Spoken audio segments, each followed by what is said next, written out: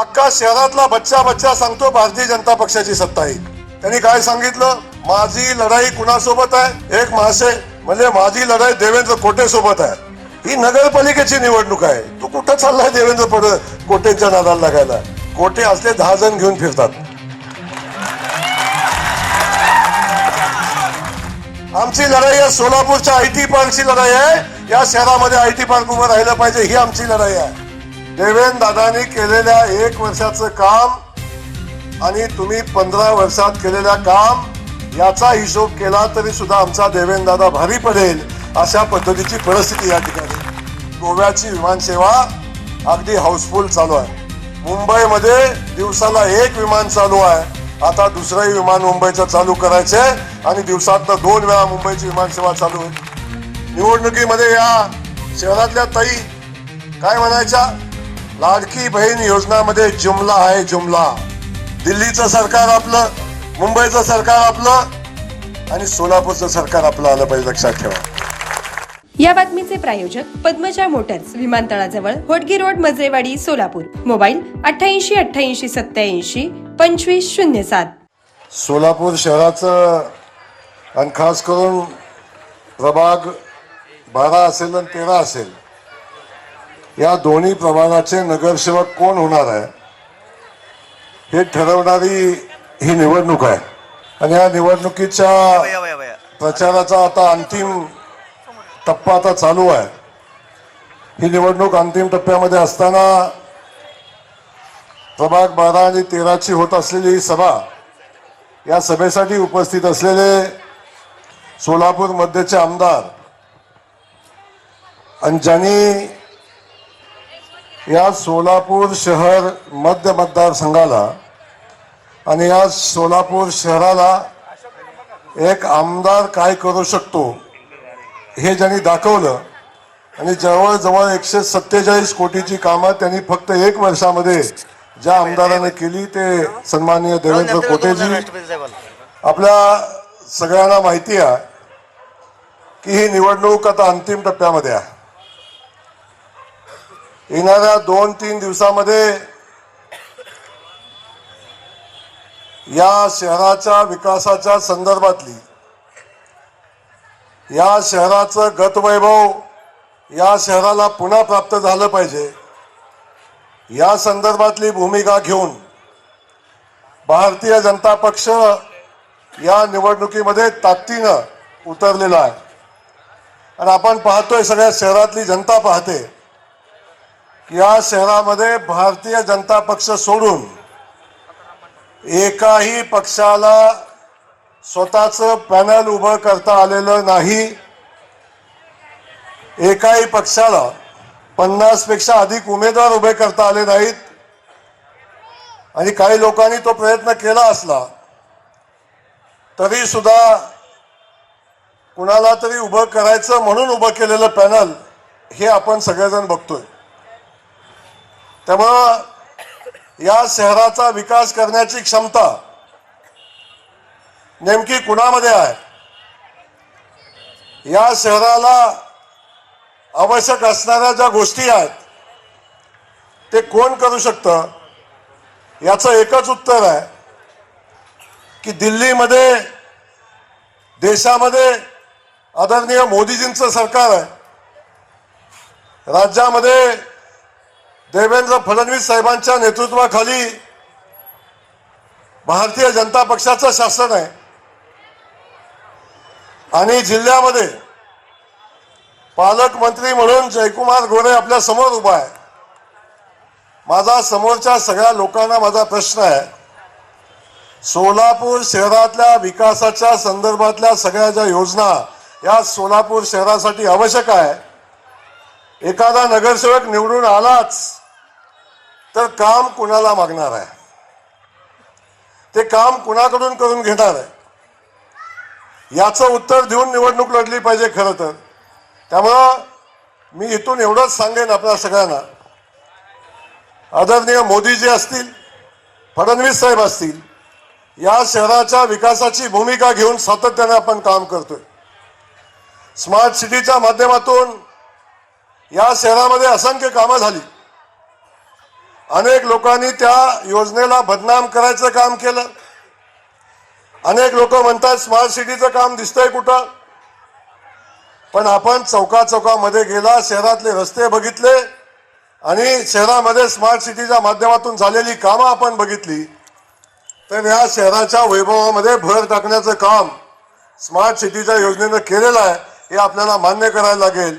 फक्त ही योजना बदनाम करण्याचं काम अनेक लोकांनी केलं, ज्यांनी या शहरासाठी काहीच केलं नाही अशा लोकांनी केलं. या शहर मध्यमध्ये आपण अनुभवलं असेल, एका बाजूला देवेंद्रदादा काम करतायत आणि 1 वर्षच फक्त आमदार होऊन झालं. 147 कोटी रुपयाचं काम या आपल्या आमदारांनी या शहरामध्ये केलं. माझा सवाल इथं आहे, आता या शहराचा खासदार आपल्या सगळ्यांच्या सोबत, इकडं उमेदवार नसल्यामुळे येतात का नाही माहिती नाही मला, काय दुर्दैव आहे बघा.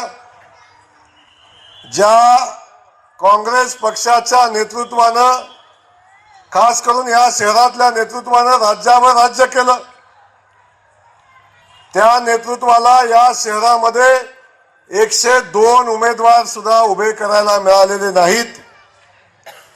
एवढी भयानक अवस्था आहे. माझा सवाल त्यांना आहे, खासदारकीच्या माध्यमातून तर तुम्ही काय केलंच नाही. खासदार झाल्यापासून दिल्लीतनं गावी आला का नाही मला माहिती नाही, परंतु देवेंद्रदादांनी केलेल्या 1 वर्षाचं काम आणि तुम्ही 15 वर्षात केलेल्या काम याचा हिशोब केला तरी सुद्धा आमचा देवेंद्रदादा भारी पडेल अशा पद्धतीची परिस्थिती या ठिकाणी. फक्त इथं यायचं, मोदीजीवर टीका करायची, इथं यायचं फडणवीस साहेबांच्यावर टीका करायची, इथं यायचं हे विमानसेवा चालूच होणार नाही म्हणायचं, इथं यायचं या शहराची दुहेरी पाईपलाईन होणारच नाही म्हणायचं. याच्या पलीकडचं दुसरं कुठलंही काम यांनी केलं नाही. पण आपल्याला खेदानं दादा सांगायला लागतं की या शहराच्या खासदारांनी मीडियाच्या समोर जाऊन सांगितलं की या शहराची मुंबईची विमानसेवा चालूच होऊ शकत नाही, या शहरामध्ये दुहेरी पाईपलाईनचं पाणी येऊच शकत नाही, अशा पद्धतीची भूमिका त्यांनी सातत्यानं मांडली. म्हणून मी आपल्याला एवढंच या ठिकाणी सांगेन, या नकारात्मक मानसिकतेची लोक या ठिकाणी काम केला तर या शहराचा विकास होणार नाही. म्हणून आदरणीय देवेंद्रदादांनी खूप ताकदीनं या भागामध्ये काम उभं केलं. या भागातल्या आमच्या तिन्ही आमदारांनी या शहराच्या विकासाचं काम हातामध्ये घेतलं आणि लोकांना आवश्यक असणारं काम केलं. आज आपण बघतोय सोलापूर शहर हे हातमाग विणकराचं, कामगारांचं शहर, या उद्योगाचं शहर, बिडी कामगाराचं शहर, बिडी व्यावसायिकांचं शहर म्हणून आपण सातत्यानं बघतो. या शहराला खास ओळख आहे. या शहरातली चादर असेल, या शहरातले टॉवेल असतील, या शहरातली अगदी भाकरी असेल, हे निर्यात होते. या शहरामध्ये या सगळ्या गोष्टी घडत असताना या शहराचा ताकदीनं विकास झाला पाहिजे ही भूमिका सातत्यानं आपण घेतो. पण हे शहर अलीकडच्या कालखंडामध्ये विकासाच्या बाजूला जाताना दिसत नाही. या शहरातले उद्योग व्यवसाय कमी होताना दिसतात. तेव्हा या शहरामध्ये नव्याने व्यवसाय आले पाहिजेत. या शहरातला युवक आणि या शहराची लोकसंख्या सातत्याने कमी होताना आपण बघतोय. म्हणून मी आपल्याला सांगेन, देवेंद्र फडणवीस साहेबांच्या नेतृत्वाखाली या राज्यामध्ये आम्ही काम करत असताना या शहराला विकासाच्या दिशेने घेऊन जाण्याचा संकल्प केला आणि खास करून या शहरातली विमानसेवा चालू करण्याचं काम आमच्या देवेंद्र फडणवीस साहेबांनी केलं. आणि ते करण्यासाठी आमचे कोटे साहेब असतील, आमच्या शहरातले तिन्ही आमदार असतील, त्यांनी ताकदीनं पाठपुरावा केला. आज सोलापुरातनं विमानसेवा गोव्याला आहे. सुरुवातीला म्हणले गोव्याला जाऊन काय होणार, गोव्यात जाऊन आमची पिढी बिघडेल. पण आज गोव्याची विमानसेवा अगदी हाऊसफुल चालू आहे. आपली लोक गोव्याला जात आहेत. गोव्यातनं जगातल्या कुठल्याही कानाकोपऱ्यामध्ये जाता येतं, त्या ठिकाणी जाऊन ते जात आहेत, आपल्या वेळेची बचत करतायत. आणि आता मुंबईची विमानसेवा चालू झाली, तीही विमानसेवा हाऊसफुल चालली. आता कंपनीनं ठरवले, आम्ही ठरवलंय, मुंबईमध्ये दिवसाला 1 विमान चालू आहे. आता दुसरंही विमान मुंबईचं चालू करायचंय आणि दिवसातनं 2 वेळा मुंबईची विमानसेवा चालू होईल. आता सकाळची विमानसेवा चालू झाली पाहिजे, दुपारी आहे आता. पण आमच्या या शहरातला व्यापारी बांधव, या शहरातला नागरिक सकाळी मुंबईला गेला तर संध्याकाळी परत आला पाहिजे. याच्यासाठी काही व्यवस्था उभ्या करायला लागतील, त्याही व्यवस्था आम्ही उभ्या करतोय. आपण शहर बघतो, या शहराचे हे सिद्ध रामेश्वराची नगरी आहे. बाजूला विठुराय आहे, एका बाजूला तुळजाभवानी आहे, दुसऱ्या बाजूला अक्कलकोट आहे. आणि या धार्मिक क्षेत्रांना जोडण्याचं काम भविष्यामध्ये या महाराष्ट्र सरकारच्या वतीनं हातामध्ये घेतलंय. ही क्षेत्रश्रेणी विकसित करत असताना या भागातलं धार्मिक पर्यटन वाढलं पाहिजे, ही भूमिका आपण घेतोय. आता सोलापूर शहर हे जगाच्या नकाशामध्ये हवाई सेवेनं जोडलेलं शहर म्हणून आता जगाच्या नकाशावर आपण बघतोय. याचा सार्थ अभिमान आमच्या सोलापूर शहरातल्या नागरिकांना आणि जनतेला आहे. अनेक लोक म्हणतात आम्हाला विमानाचा काय उपयोग. या विमानाचा उपयोग की या विमानानं इथं उद्योगधंदे येतील, इथं उद्योजक येतील आणि ते उद्योजक येऊन इथं व्यवसाय उभे करतील. आमच्या युवकांच्या हाताला काम मिळेल, या शहरामध्ये भरभराटी येईल. हे या विमानसेवेचं काम आहे. आपण बघितलं शहरामध्ये आता दादाचं कौतुक केलं पाहिजे. एकदा जोरदार टाळ्या वाजवा दादासाठी. या शहराला एक विकासाभिमुख आमदार मिळालाय. एका आपल्या आमदारानं शपथ घेतली की माझ्या शहराला 5 दिवसाला पाणी येतंय, पण येणाऱ्या 5 वर्षाच्या कालखंडामध्ये माझ्या शहरामध्ये माझ्या माता भगिनीला जो पाण्याचा त्रास होतो तो संपला पाहिजे आणि रोज पाणी मिळालं पाहिजे. ही भूमिका आमच्या आमदारांनी घेतली.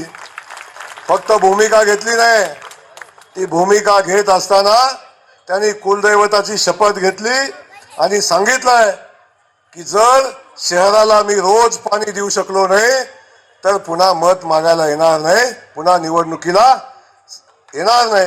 ही भूमिका धाडसाची भूमिका आहे. पण हे धाडस काम करणाऱ्या माणसामध्ये असतं, लक्षात ठेवा. ज्याला प्रेम आपल्या मातीबद्दल असतं, आपल्या माणसाबद्दल असतं, ते धाडस त्या माणसामध्ये असतं. ते धाडस आमच्या देवेंद्रदादामध्ये आहे.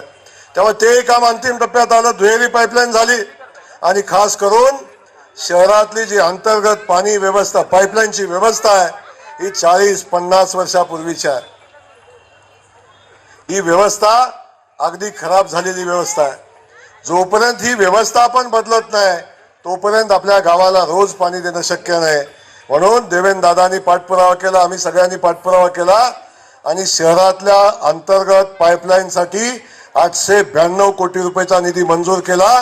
त्याचं टेंडर आता चालू झालं. आता येणाऱ्या कालखंडामध्ये 892 कोटी कशाला म्हणतात विचारा एकदा. आमचे जे पुढे उभे राहिलेले आहेत ना, 892 कोटी म्हणजे किती पैसे असतात. 892 कोटी रुपये आपल्या शहराच्या अंतर्गत पाईपलाईनसाठी मंजूर झाले आणि शहराला रोज पाणी देण्याचा मार्ग मोकळा झाला. IT पार्कचं बघितलं आपण. IT पार्क आता जागा फायनल झाली आणि येणाऱ्या 6 महिन्याच्या आत IT पार्कचं काम चालू होईल आणि आमचं शहर पुण्या मुंबईच्या पंक्तीला जाऊन बसेल. या शहरामध्ये IT हब उभा राहील आणि आमच्या शहराला शहर नावारूपाला येऊन तिथल्या युवकांच्या हाताला काम मिळेल. असे अनेक काम आहेत. शासनाच्या माध्यमातून अनेक योजना येत आहेत. या योजना आपण बघितल्या असेल. इथं बसलेल्या प्रत्येक माणसाला शासनाची कुठली नाही कुठली योजना मिळते. मोदीजींची योजना असेल, आदरणीय देवेंद्रजींची योजना असेल, या सगळ्या योजनेचा लाभ आपण सगळेजण घेतो. घरगुती गॅस पासूनचा विषय असेल, खास करून आमच्या लाडक्या बहिणी समोर बसलेल्या आहेत. या लाडक्या बहिणींची योजना निवडणुकीच्या आधी आदरणीय देवेंद्र फडणवीस साहेबांनी जाहीर केली आणि त्या योजनेच्या संदर्भात आपण बघितलं. निवडणुकीमध्ये या शहरातल्या ताई काय म्हणायच्या, लाडकी बहीण योजनामध्ये जुमला आहे जुमला. आठवते का तुम्हाला. ही योजना चालूच होणार नाही आणि इलेक्शन झाल्यावर बंद पडेल अशा पद्धतीची भूमिका घेतली. पण आपल्या लाडक्या बहिणी इथं बसलेल्या आहेत. लाडकी बहीण योजना चालू आहे का, आहे का नाही. तुम्हाला महिन्याला पैसे येतात. लाडकी बहीण योजना चालू राहणार हा शब्द आमच्या देवाभाऊनी दिला. आपण सगळेजण बघतो. आमच्या लाडक्या बहिणीला मी सांगतो, आपला सक्का भाऊ राखी पौर्णिमेला ज्या भावाकडे आपण राखी बांधायला जाता, आपला सक्का भाऊ सुद्धा आपण राखी बांधायला गेल्यावर 100 रुपये ताटात टाकताना बायकोकडे 2-3 वेळा बघतो आणि बायकोनं मान हलवली तर ताटात 100 रुपये टाकतो, नाहीतर ताटात 100 रुपये सुद्धा मिळत नाही. तुमचा देवा भाऊ लक्षात ठेवा, लाडका भाऊ वर्षाला 100 रुपये देत नाही सक्का भाऊ, पण तुमचा देवा भाऊ तुम्हाला महिन्याला 1500 रुपये तुमच्या अकाउंटवर पाठवतो. तो देवाभाव आपल्या सगळ्यांच्या सोबत आहे. तो भारतीय जनता पक्ष आपल्या सोबत आहे. 100 रुपयासाठी आपण बघितलं असेल अनेकदा आपण 100 रुपये आपल्या या बाजूला मागितले असतील. 100 रुपये मागितले तरी 10 वेळा सांगायला लागतं का पाहिजे. आणि 100 रुपये तुम्हाला दिले तरी सुद्धा 100 रुपयाचा हिशोब 10 वेळा मागतात. घडी मागतात का नाही. परिस्थिती बदलली. देवाभाऊनं आमच्या बहिणीला स्वतःच्या पायावर उभं केलं. आता हे गडी म्हणतात तुझ्या अकाउंटला काय शिल्लक आहे का. कराय का नाही. हा सन्मान कुणी दिला आपल्याला. कुणी दिला. देवाभाऊनं दिला. भारतीय जनता पक्षानं दिला. आपल्या सगळ्या बहिणींनी लक्षात ठेवलं पाहिजे.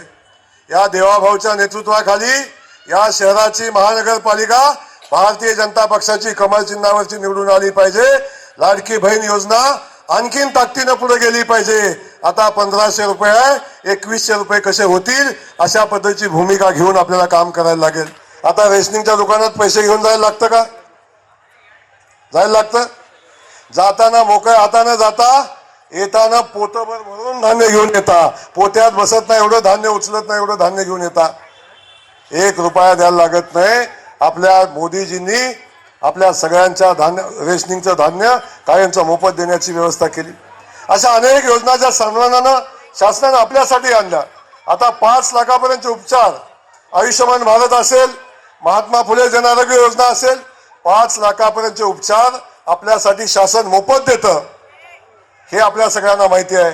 माझा सवाल इथं आहे, समोर जे काँग्रेस पक्ष असतील, बाकीचे पक्ष असतील, काही लोक तर आपण बघितलं की काही लोकांनी पॅनल उभं केलेलं आहे.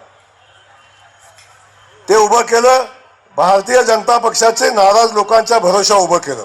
यांना स्वतःचे उमेदवार नाहीतच आहे.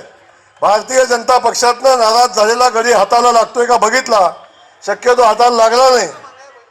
आणि लागला तरी आता निवडणूक लढतायत. काहीतरी पॅनलचे प्रमुख, मी मगाशी बघितलं, सकाळी एक बघितला क्लिप, त्यांनी काय सांगितलं, माझी लढाई कुणासोबत आहे.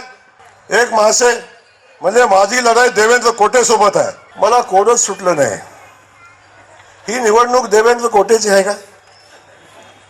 अरे बाबा, ही नगरपालिकेची निवडणूक आहे. तुझ्या ध्यानात आहे का नाही. ही नगरपालिकेची निवडणूक आहे. तू कुठं चाललाय देवेंद्र कोटेंच्या नादाला लागायला. कोटे असले 10 जण घेऊन फिरतात.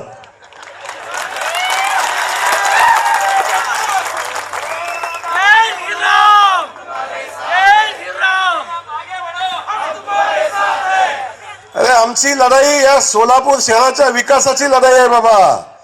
आमची लढाई कुणाच्या व्यक्तिगत कुणासोबत नाही आहे. आमची लढाई कुठल्या पक्षासोबत नाही आहे.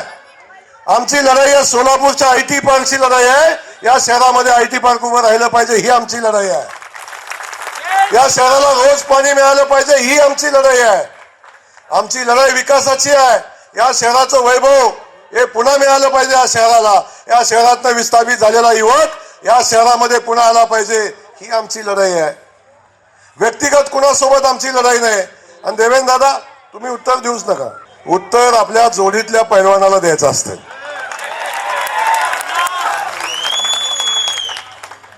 उत्तर द्यायची आवश्यकताच नाही. आपण समजून घ्या, या शहरामध्ये जे पुढे आहेत, जे पुढून निवडणूक लढवत आहेत, त्यांच्याकडे अजेंडाच नाही. का निवडणूक लढवतो हेच माहिती नाही. फक्त नेत्यांनी पैसा पाठवलाय. आता त्याविषयी मी बोलत नाही, पण निवडणूक का लढतो हे सांगायला पाहिजे ना. तुम्ही उभं काय हे सांगितलं पाहिजे ना.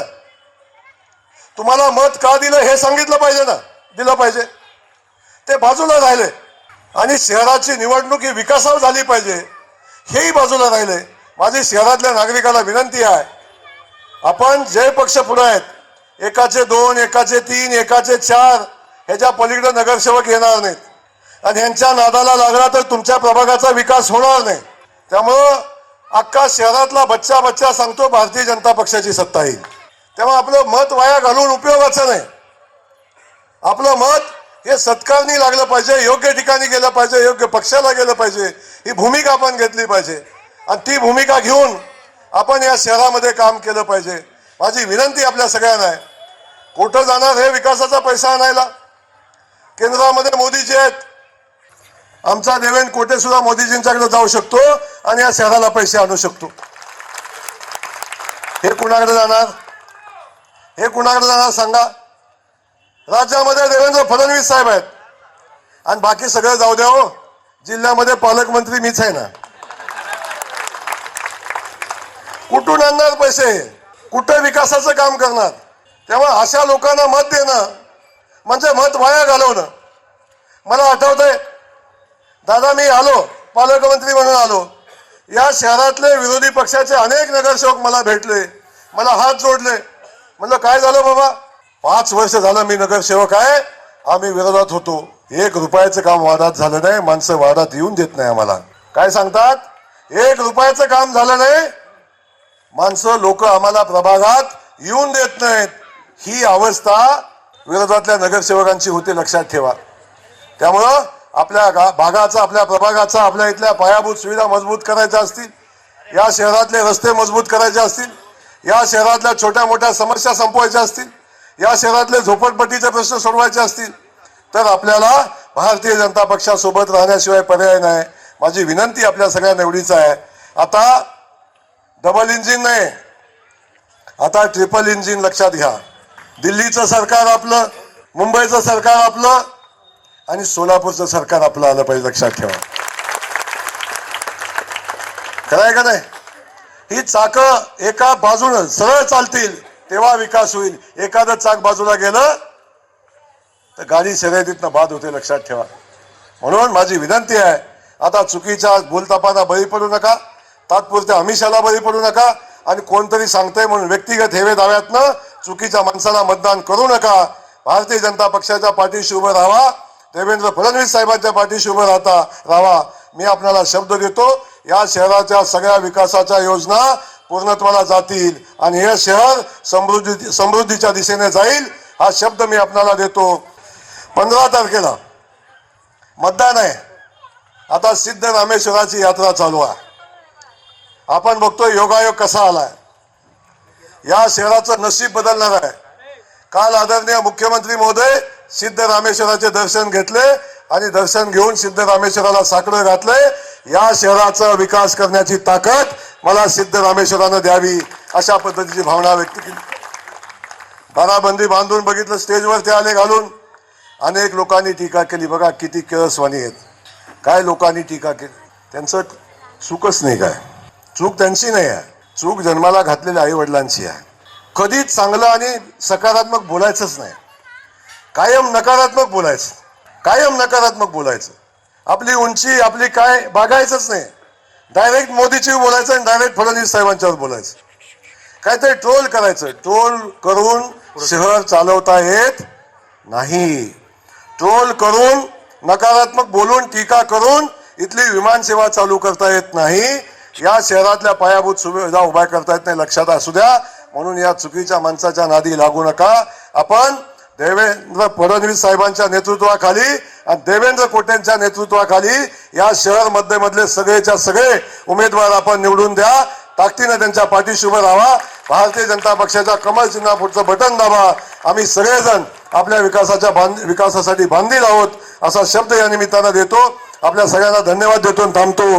जय हिंद, जय महाराष्ट्र. किमया ग्रुप घेऊन येत आहे जुळे सोलापुरात आपल्या स्वप्नांना प्रत्यक्षात साकारणारा 168 2 BHK आणि 3 BHK लक्झुरियस फ्लॅट्सचा भव्य प्रकल्प. सोबतच मेडिटेशन आणि yoga hall, EV charging point, fully equipped gymnasium, मुलांसाठी library, study centre, walking track with common garden, cricket turf, मनोरंजनासाठी अनेक सुविधा उपलब्ध. किमया ग्रुपचे किमया स्वप्नसृष्टी हॉटेल सेलिब्रेशन समोर जुळे सोलापूर. संपर्क 77 800 43 800.